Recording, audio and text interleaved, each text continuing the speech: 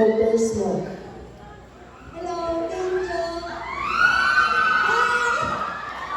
Thank you so much. Hello, Tito.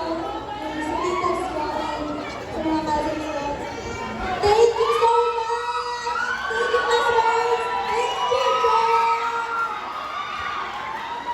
Okay, thank you, Julian. Thank you, ma'am. Darling of the crowd. Masabat ka pa? Sige, you can pick your question. Sige, you want to read? Ikaw gusto mo magbasa or ako na lang? Sige.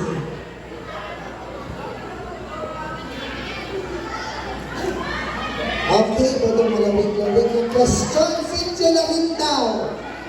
If you were to win that title, what you do to bring new contestants to the pageant? Again, if you were to win the title, what would you do to bring new contestants to the pageant?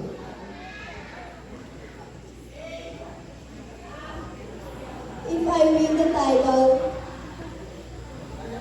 I will bring a new contestant to pageant by encourage them to join this, to feel how it felt. And